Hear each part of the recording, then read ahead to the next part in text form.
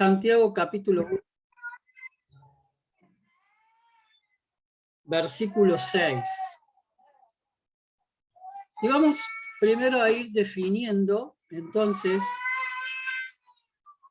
qué es la duda. Si vamos a un diccionario, encontramos estas definiciones, ¿no? Que dudar es vacilar o no tener determinación, vacilación o falta de determinación. Es una incertidumbre ante hechos y noticias, es sentirse incierto, digamos. Es una condición suficiente, decían los escépticos, para suspender cualquier juicio. Ante una duda, cualquier afirmación se puede refutar. Deja de ser cierta y deja de ser confiable. Entonces, cualquier juicio que se pueda emitir, si genera alguna duda, era suficiente para suspender ese juicio y dejarlo sin efecto. ¿Bien? Ahora, yo quisiera que vayamos a la Biblia para ver en la Biblia qué es la duda, o más bien, acá en Santiago capítulo 1, versículo 6, cómo es que la Biblia describe al que duda. Santiago capítulo 1, versículo 6, dice hasta el 8, pero pida con fe, no dudando nada, porque el que duda es semejante a la onda del mar, que es arrastrada por el viento y echada de una parte a otra. No piense, pues, quien tal haga, que recibirá cosa alguna del Señor. El hombre de doble ánimo es inconstante en todos sus caminos.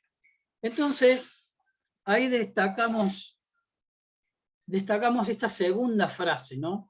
Porque el que duda es semejante a la onda del mar, ¿no? ¿Cómo es? Semejante a la onda del mar que es arrastrada por el viento y echada de una parte a otra.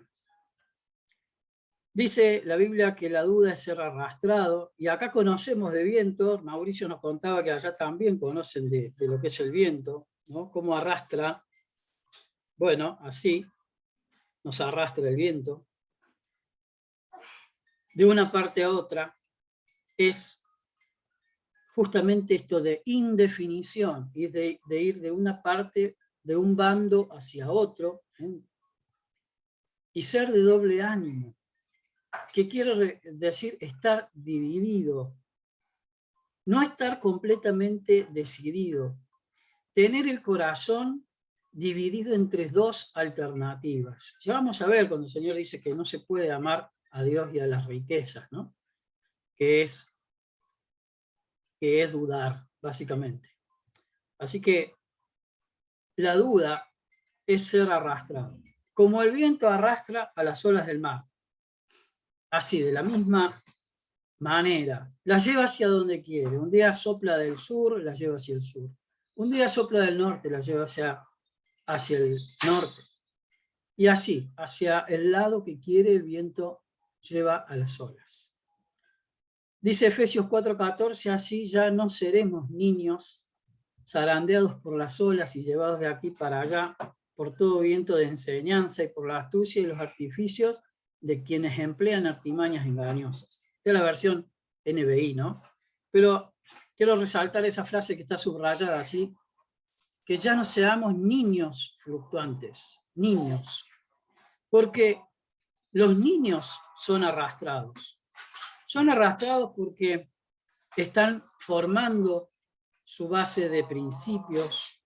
Ellos aprenden imitando, como vemos en la foto, copiando, y son arrastrados por el ejemplo, por lo que le dicen, por lo que ven. Son los niños fácilmente arrastrados, son fácilmente presa de personas, y por eso existe tanto el secuestro de niños, ¿no? Cosa tan fea. El niño es vulnerable a ser arrastrado, ¿no? Por eso decíamos que el primer paso para tener victoria sobre la duda es madurar, ir creciendo, no estancarnos en nuestra madurez. Porque madurar nos aleja de la duda. Miren lo que dice Hebreos 13:9. No dejéis llevar de doctrinas diversas y extrañas, como estamos hablando que el hombre que duda es llevado para todos lados por todo viento de doctrina, porque buena cosa es afirmar el corazón con la gracia, no con viandas que nunca aprovecharon los que se han ocupado de ellas. No se trata de comida, sino que estamos hablando de la vida espiritual. Estamos hablando de afirmar nuestro corazón en la gracia de Dios, en el amor de Dios, en la palabra de Dios que nos habla con amor, que se manifiesta en nuestras vidas. Madurar, afirmar nuestro corazón. Y cuando vamos creciendo en la gracia y cuando nos vamos alimentando de la gracia, vamos dejando de ser arrastrados, de ser llevados por distintas enseñanzas y doctrinas. Unos versículos antes comentamos, el escritor de Hebreos les había dicho, en realidad a estas alturas ya deberían ser maestros, y sin embargo necesitan que alguien vuelva a enseñarles las verdades más elementales de la palabra de Dios. Dicho de otro modo, necesitan leche en vez de alimento sólido, porque todavía seguían siendo niños, y cuando somos niños estamos expuestos a ser arrastrados. No podemos comer el alimento sólido y seguimos alimentándonos de la leche y seguimos en los rudimentos, en las enseñanzas más básicas. Por eso necesitamos madurar. A veces nos sentimos así. Miren qué gracioso este bebé. Se siente todo un fachero, un ganador, ¿eh? Y sin embargo todavía sigue tomando su lechita, ¿verdad? Parece todo un grande y no deja de ser un niño. A veces somos así.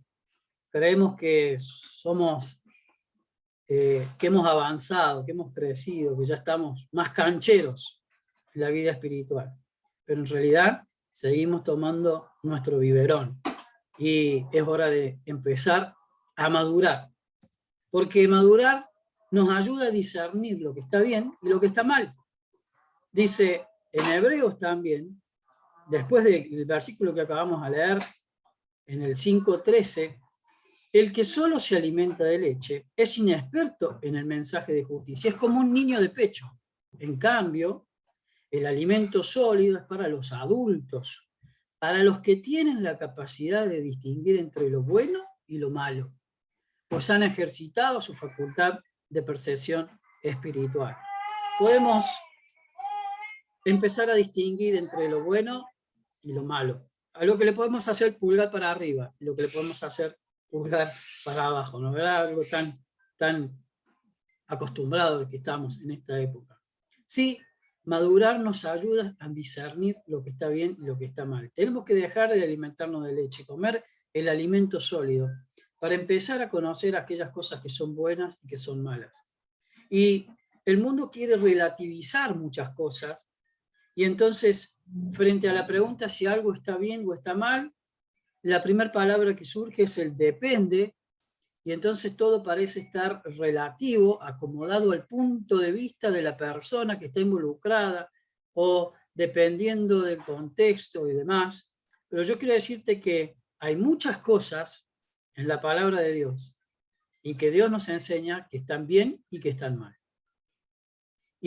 E ir madurando y aprendiendo estas cosas nos va a permitir, frente a determinadas situaciones, no dudar en tomar una decisión. Esto le pasó a José cuando, frente a la esposa de Potifar, él tenía claro lo que estaba mal. Aquella mujer le estaba invitando a tener una relación que era impropia, porque no estaba su marido y podían aprovechar aquel momento para hacer lo que quisieran. Y aunque le quitó la ropa, él sabía lo que estaba bien y lo que estaba mal. Y por eso salió huyendo. Podría haber dicho, no, que me van a echar de mi trabajo, que de hecho fue lo que le pasó, no solo eso, sino que lo metieron preso igual, ¿no? Podría haber pensado, pero bueno, si nadie se va a enterar, y qué sé yo, y buscarle la vuelta, y poner en duda, a lo mejor en esta situación está bien, pero él sabía que no estaba bien. Y cuando no está bien, no hay vuelta que darle. Lo que está mal, está mal. Y madurar nos ayuda a discernir cosas como estas, ¿no? Pero también madurar nos da estabilidad. Y pensábamos en el Salmo 1, ¿no? Que es como árbol plantado a la orilla de un río que cuando llega su tiempo da fruto, sus hojas jamás se marchitan, todo cuanto hace prospera. En cambio, los malvados son como paja arrastrada por el viento.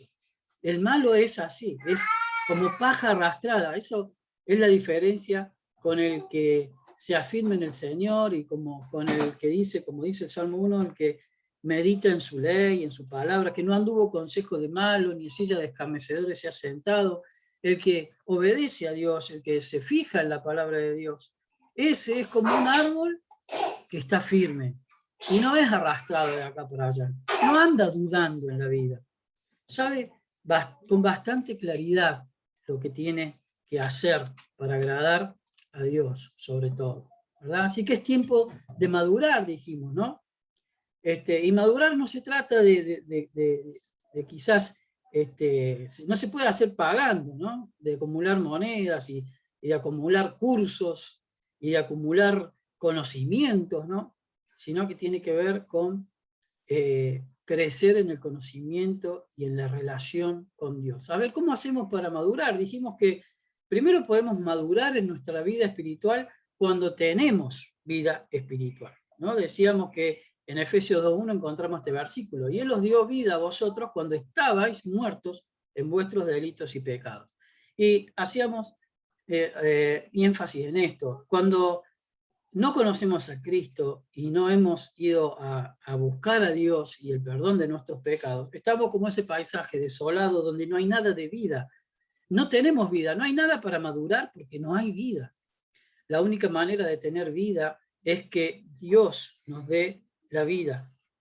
Es que Dios, a través de la obra de Cristo en la cruz, quite el pecado de nuestras vidas y entonces nos da vida. Y vuelve toda esa sequedad, la vuelve en verdor, en vida. Y allí sí podemos empezar a hablar de madurar espiritualmente, ¿verdad? Otra forma que tenemos que hacer para ir madurando espiritualmente es permanecer conectados con Dios. Miren, en Colosenses capítulo 3 encontramos un pasaje muy interesante. En el versículo 1 dice, si pues habéis resucitado con Cristo, cuando Cristo nos da la vida, resucitamos. Comenzamos a vivir esta vida espiritual, ¿no es cierto? Si pues esto ha pasado en tu vida y ya le has perdido, perdona a Dios por tus pecados y ya querés tener la vida de Cristo en la vida espiritual, entonces dice, buscad las cosas de arriba, donde está Cristo sentado a la diestra de Dios, poned la mira en las cosas de arriba, no en las de la tierra, dice, porque habéis muerto y vuestra vida está escondida con Cristo en Dios.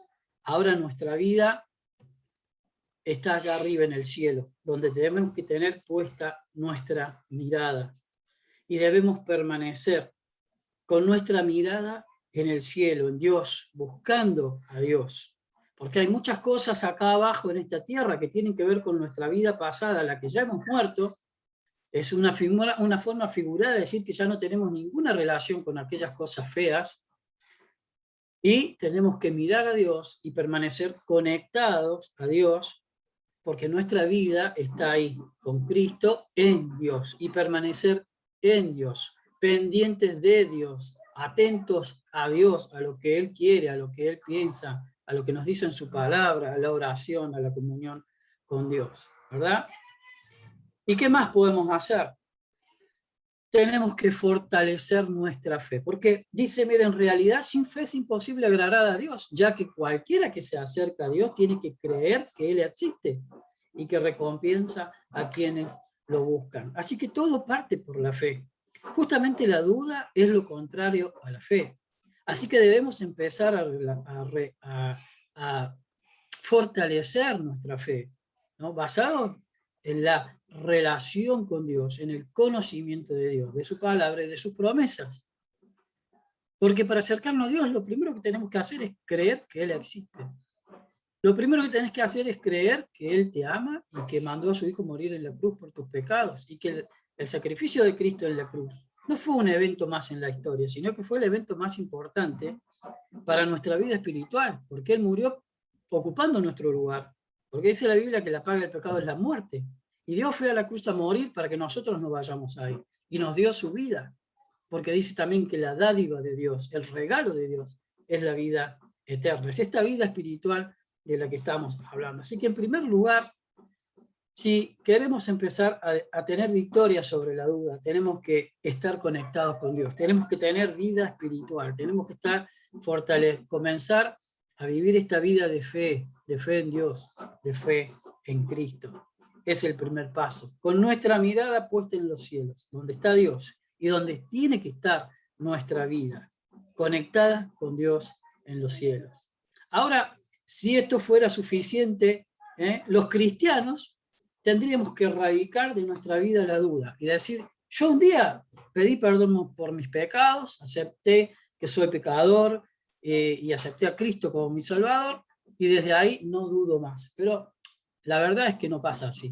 La verdad es que constantemente las circunstancias de la vida y Dios mismo permite que en nuestra vida se presenten bifurcaciones, se presenten dos opciones. Sería media aburrida la vida si constantemente tuviéramos un camino de una sola dirección. Al contrario, siempre tenemos curvas, desvíos y bifurcaciones, ¿no es cierto?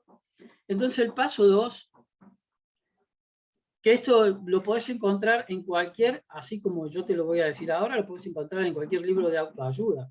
Tenés que entender tu meta, o nuestra meta como iglesia, como hijos de Dios. Tenés que tener en claro tu meta. Si no tenés claro tu meta, te puede pasar como mira. Es fácil errar, es fácil confundirnos, porque hay muchas cosas que se parecen a la meta. Y entonces lanzamos y erramos, porque no tenemos en claro qué es o cuál es nuestra meta. Tiene que estar claro hacia dónde apuntamos con nuestra vida, qué queremos para nuestra vida. Dios tiene un propósito, nos ha traído a esta tierra, no para adornarla, no para rellenarla. Tenemos una función muy importante y tenemos que entender cuál es nuestra meta. Dicen muchos autores que el que no sabe a dónde va, ya llegó. Y evidentemente, si no sabe a dónde va, bueno, está donde tiene que estar, ¿no? ¿Cómo hacemos entonces para entender nuestra meta? Mira, lo primero que tenemos que entender es que Dios quiere para nosotros que busquemos lo que conviene, que busquemos lo mejor. Busca 1 Corintios capítulo 6, versículo 12. Y ese versículo, marcalo en la Biblia. No para leerlo solamente, marcalo. Dice, todas las cosas me son lícitas. Porque acá estamos hablando de esas opciones que vienen a nuestra vida, que tenemos que decidir y que no sabemos qué hacer. Pero no cuando ya sabemos lo que está bien y lo que está mal, porque ya estamos hablando de que ya maduramos eso. Ya dejamos de ser niños, ¿verdad? Como en el punto anterior. Hemos avanzado. Y ya sabemos que cuando es algo malo le decimos que no. Pero a veces vienen a nuestra mano cosas que son lícitas, que son buenas. ¿Y cómo hago para elegir? Tengo dudas de qué es lo que me conviene, ¿no? Y entonces, acá es donde el autor nos dice, hay que elegir las cosas que nos convienen, que nos hacen bien, dice otra versión. Y Pablo mismo dice que es lo mejor. Dice que él ora para que Dios aumente el amor y el conocimiento de Cristo para que aprobéis lo mejor, a fin de que seáis sinceros y irreprensibles para el día de Cristo. Aprobar lo mejor. Mira, en la vida cristiana no nos podemos quedar en el primer escalón, en el segundo o en el tercero donde dice bien, ni en el cuarto donde dice muy bien, ni siquiera en el quinto donde dice excelente. Tenemos que llegar hasta el escalón de lo mejor. Y tenemos que tener claro esa meta. Cuando estemos frente a dos alternativas, no tenemos que dudar en preguntarnos qué es lo que realmente nos conviene, qué es lo mejor. Cuando estamos hablando de lo mejor, hablamos de entre lo bueno, elegir lo que es más bueno. Lo más mejor, como diríamos, ¿no? Mal dicho, por supuesto, pero lo más mejor, para que nos quede claro. Tenemos que ir siempre buscando esa meta, ¿no? Lo mejor. Aunque todo sea bueno, buscar lo mejor. Y ahí ya empezamos quizás a eliminar algunas alternativas, que sabemos que por más que nos gustan, o por más de que parecen buenas, quizás no sean lo mejor. Y esas que nos están haciendo dudar, ya podemos eliminar algunas alternativas para dudar menos.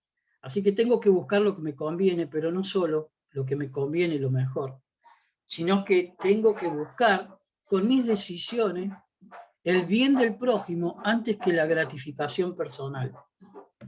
Y esto es muy paradójico acá en la filosofía del mundo, donde dice que primero vos, y cuídate vos porque nadie se va a ocupar de vos, así que primero estás vos, primero pensé en vos y después en los demás. Pero la enseñanza bíblica es totalmente lo contrario. Dice, todo me es lícito, pero no todo conviene. Todo me es lícito, pero no todo edifica. Ninguno busque su propio bien, sino el del otro. Y esto tiene que ver no solo con la iglesia o con cuando estamos reunidos en una reunión o cuando estamos en un evento juntos. Esto tiene que ver también y se traslada a nuestras casas, a nuestra familia, a nuestro trabajo, a todo lugar donde nos relacionamos con el prójimo. Nuestras decisiones nos tienen que llevar a el bien del prójimo por sobre nuestra gratificación. Y tengo dos alternativas. Y entonces la pregunta que me puede ayudar a salir de la duda es, ¿le va a hacer bien a mi prójimo? ¿O está por encima del bien de mi prójimo mi gratificación? Y entonces acá quedan fuera esas alternativas en donde pisamos cabeza, ¿no? Para subir. ¿Ha escuchado eso? No importa pisar cabeza con tal de lograr el objetivo. No importa mientras yo alcance mi objetivo lo que le pase al otro. No importa si yo avanzo y el otro se queda. Y cuántas cosas y cuántas decisiones nos ayudarían a salir de la duda, ¿no? Cuando nos preguntamos, ¿le hace bien al prójimo? Está bien, quizás para mí sea ir más rápido, pero ¿y mi prójimo? ¿Lo edifica o lo deja derribar? ¿Le hace un bien o simplemente tengo indiferencia para mi prójimo? Lo cual es una forma de hacerle el mal, ¿no es cierto? La indiferencia. Aquí tenemos también otra regla, ¿no? Entender que nosotros somos llamados para servir y edificar al prójimo, a nuestros hermanos. Y esto tiene que ser una meta en nuestras vidas. Como en la fotito vemos ahí, ayudar al que le cuesta, ayudar al que está en una situación difícil, ayudar al que está en una situación por la que nosotros ya pasamos, ya la subimos, y le podemos ayudar. Y quizás eso me demore un poco en mi carrera. Y eso quizás haga que mi gratificación tenga que esperar unos minutos más, unas horas más o unos días más. Pero le hace bien a mi prójimo. ¿Bien? Y en tercer lugar, también tenemos que entender que estamos llamados a ser libres. A ser libres. Dice 1 Corintios 6:12 que todas las cosas me son lícitas, mas no todas me convienen. Y todas las cosas me son lícitas, mas yo no me dejaré dominar de ninguna. Y no se trata de una libertad de hacer lo que se me dé la gana, le guste o no le guste a Dios, sino que nos ha llamado a libertad, pero no a libertinaje, para que le demos rienda suelta a nuestra carne, a nuestros deseos, a nuestros apetitos, y a nuestra lascivia y a nuestro pecado. No, sino que Él nos ha llamado justamente a vivir una vida libre de pecado,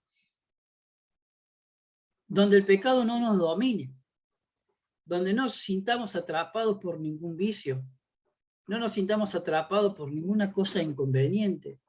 Una de las cosas que más atraen, ¿no? La pornografía, la sexualidad, ¿no? Cómo a veces atrapan a las personas, el alcoholismo y cuántas cosas que nos dominan, que se generan en adicciones. Y bueno, frente a estas situaciones está clara, ¿no? Lo que me va a dominar es una opción que no debo tomar, es una bifurcación por la que no debo ir. No hay dudas allí, frente a esa situación.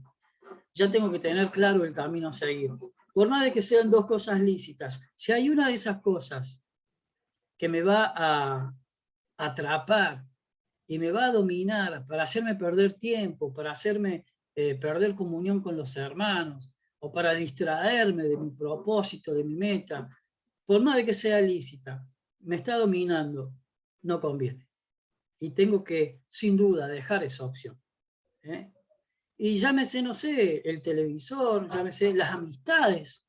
Muchas veces son muy buenas las amistades, pero no son cristianas, ¿no? Y no nos están acercando a Dios, no nos están llevando más cerca de Dios.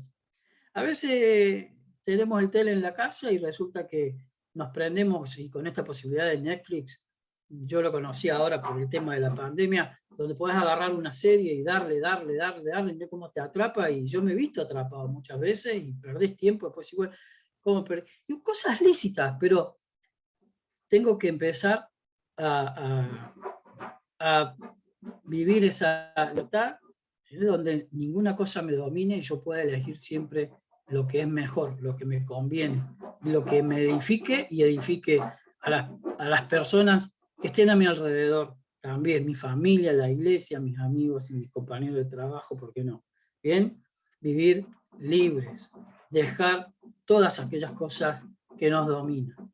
Bien, ahora otro paso, el paso número 3.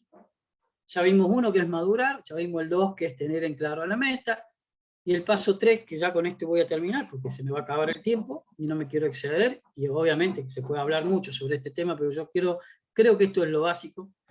En tercer lugar, tienes que creer en tu potencial.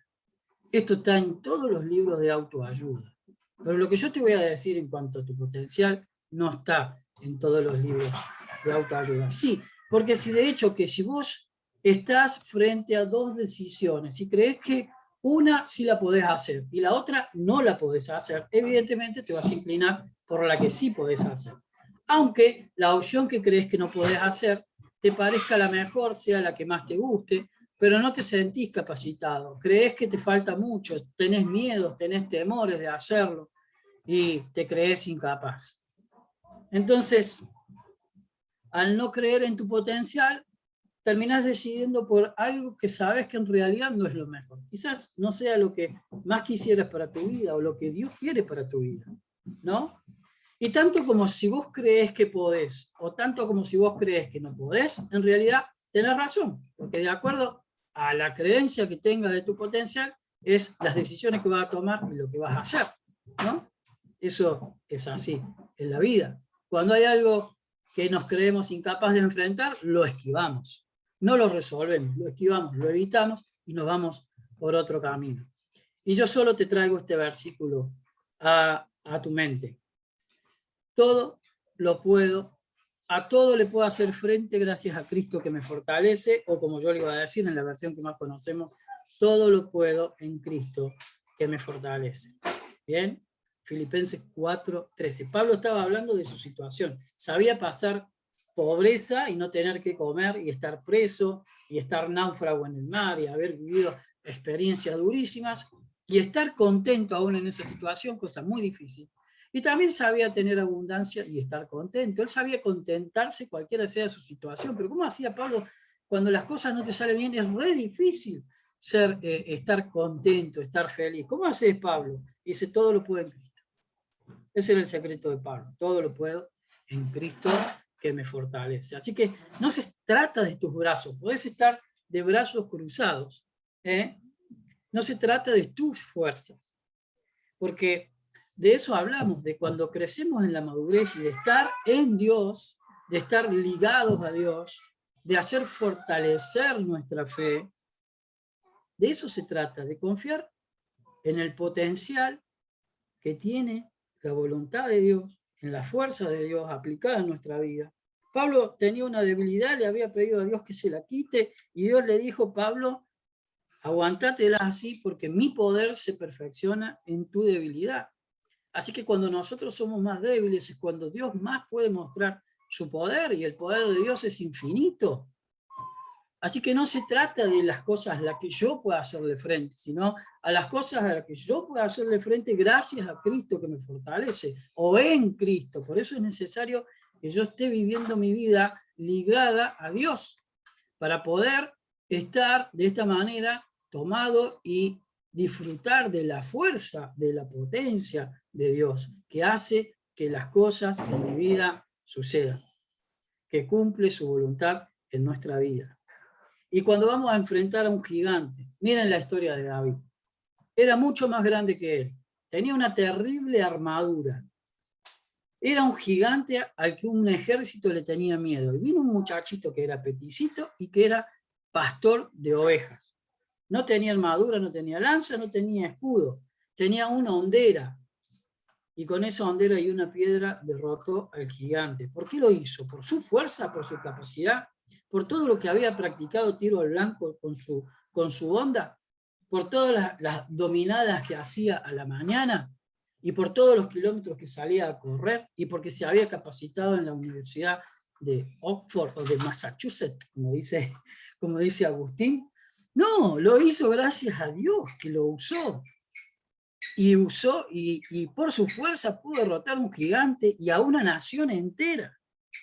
Y nosotros podemos derrotar a todos nuestros gigantes si confiamos en Cristo, si nos fortalecemos en Él, si permanecemos en Él, orando todos los días, si estamos pendientes de su presencia, si estamos pendientes de no ofenderlo con nuestras decisiones, si estamos pendientes de hacer lo que le agrada, si estamos constantemente buscando crecer en la palabra de Dios, dejar la leche para alimentarnos y conocer más los detalles más profundos de su palabra, de lo que es la voluntad de Dios, y conocer a Dios que está revelado acá en la Biblia, y darnos cuenta de lo inmenso que es Dios, y darnos cuenta de lo real que es Dios, que solo basta con levantar tu mirada al cielo, ver las estrellas, darte cuenta que eso no lo puede haber creado ningún hombre, ni ningún ungüento, ni ninguna explosión, que eso se trata de un ser supremo, el único ser supremo, Dios, y empezar a conocer y empezar a acrecentar tu fe en Él, y eso te va a llevar a acercarte a Dios, porque a medida que crece tu fe y crees más que existe Dios, le conoces más a Dios, te fortaleces más en Él, y ya no se trata entonces de tu potencial, ya no importa cuántos músculos tenga, cuántos conocimientos tenga, ni qué tan inteligente, ni qué coeficiente intelectual tengas. Se trata de que si estás en Cristo, Dios, y vas haciendo las cosas para las que Él te tiene y tiene un propósito en tu vida, Él te va a usar. Y va a ser como hizo con Gedeón inclusive. Gedeón también era un pueblo pobre, ¿cómo lo vamos a hacer? Y derrotó, porque Dios lo usó. O va a ser como hizo Josué, que tuvo que enfrentar un montón de ciudades, conquistó todas las ciudades, pero Dios le dio la victoria, porque Dios iba con él, ¿no? Así que tenés que creer en tu potencial. Si sos cristiano, si le pediste perdón a Dios por tus pecados, si estás cultivando todos los días tu relación con Dios, en oración, en la lectura de la Biblia, Él te fortalece. Y ya no se trata de lo que vos puedas, sino de lo que vos puedas en Cristo, que es en Dios. Mira, un repaso. Paso 1, madurar. Paso 2, entender nuestra meta, las cosas hacia las que tenemos que caminar, lo que es bueno, lo mejor, y dejar lo que, aunque sea lícito, pero no me conviene. Tengo que ir tras aquellas cosas que edifican a los demás, y tengo que ir tras aquellas cosas que no me dominan. ¿Bien? Pero aún me va a decir, con todas estas cosas, hay una situación en la que sigo teniendo dudas, seguramente, ¿no? Hay un texto que dice, el Espíritu mismo da testimonio a nuestro espíritu de que somos hijos de Dios. No se me grabó, la cita está en Romanos, ya se las voy a buscar, ¿no? Pero déjame decirte esto, tenés que escuchar su voz. Déjame decirte que si estás cultivando tu relación con Dios todos los días, el Espíritu de Dios está en tu vida, dice que el Espíritu mismo, el Espíritu de Dios, da testimonio. Hay una conversación interna ahí entre el Espíritu de Dios y nuestro espíritu. Dios pone cosas en nuestros corazones. Dios pone sentimientos, deseos en nuestros corazones. Dios pone propósitos en nuestros corazones. Y también tenemos que aprender a escuchar su voz, a escuchar ese ese diálogo interno, como le llama John MacArthur, y hay otro autor más, ¿no?, que habla de esto. El espíritu, si le damos lugar y cabida en nuestra vida, él va produciendo en nosotros el querer y después produce el hacer, como dice la palabra de Dios, que él mismo produce el querer como el hacer en nuestra vida, ¿no? Con estos 4 pasos ya está más cerca de resolver cualquier situación.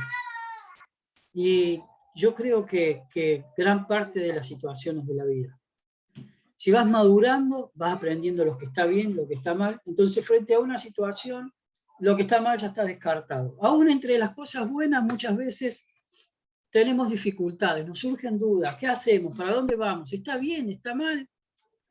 Si voy a este lugar, el baile, la música, todo, ¿me edifica?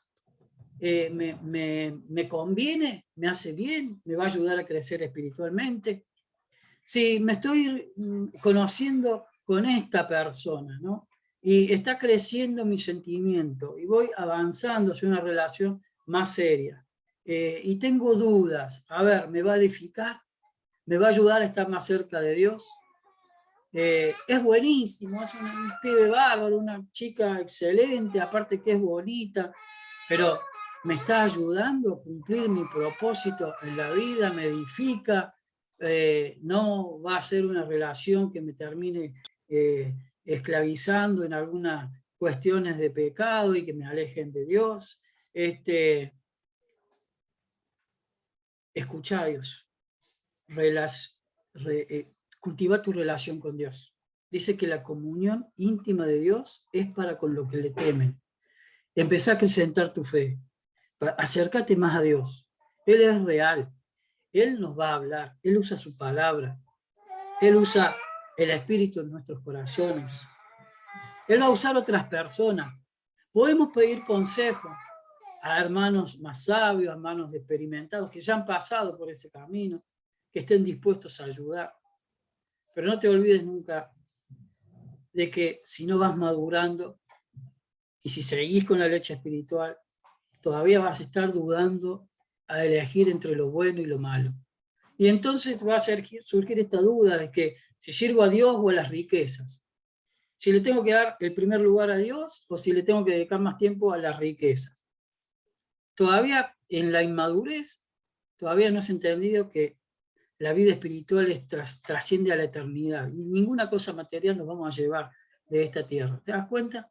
Entonces, cuando empezamos a poner las cosas en su lugar y vamos madurando y le vamos dando importancia a las cosas verdaderamente importantes, se hace más fácil tomar decisiones, dejar de dudar entre lo bueno y lo malo. Cuando tenemos en claro que debemos buscar lo mejor, que tenemos que buscar lo que edifique a los demás, que no podemos ir por la vida pisando cabeza sin importarnos lo que le pasa al que está a nuestro lado. Cuando vamos por la vida conectados a Dios, sin dejar que nada de este mundo nos ate y nos domine, y creyendo que en Dios todo lo puedo, va a ser más fácil tener victoria sobre la duda. Y espero que esta sencilla fórmula te pueda ayudar, ¿no?, en algunas cosas. Y quizás te queda alguna cosita más. No sé si con esto abarco. Yo puedo decir que sea la fórmula infalible, pero que muchas cosas en nuestra vida, si seguimos esto, se aclaran y la duda se va, no tengo dudas. Espero que sea tu experiencia en la vida y que Dios te bendiga mucho y te libre de decisiones equivocadas y que te permita reparar si has tomado decisiones incorrectas, porque Dios también es un Dios que restaura, es un Dios que cambia todas las cosas, que al pasado lo deja atrás y nos da una nueva esperanza, una nueva expectativa de vida. Entonces, aferrado a Dios se puede. ¿Bien? Que Dios bendiga su palabra. Yo quedo a disposición y si alguno quiere hacer una pregunta, le puedo hacer. Pero antes que nada quisiera terminar con una oración. ¿Oramos? ¿Les parece? Padre Santo, te agradecemos porque podemos meditar en tu palabra y encontrar consejos para nuestra vida. Sabemos que vivir la vida, quizás podríamos decir, no es fácil. Y vivir la vida que te agrada a veces nos resulta difícil o nosotros nos la complicamos. Ayúdanos, Padre, a seguir tu consejo, donde está todas las indicaciones de cómo vivir una vida que te agrada, una vida feliz, una vida en paz, libre de la incertidumbre y el pesar de la duda, y felices y contentos de saber que vamos por el camino, transitando y dando los pasos que tú quieres que demos y que honramos tu nombre a través de nuestra vida. Padre, ponemos cada uno de los que están esta noche, hoy, en tus manos, te rogamos una bendición especial para cada joven, para cada persona que está hoy con nosotros, y que pueda cada uno cultivar su relación íntima contigo y de esta manera acrecentar su fe. Te agradecemos por este tiempo, rogamos nuevamente tu bendición y oramos en el nombre del Señor Jesús. Amén.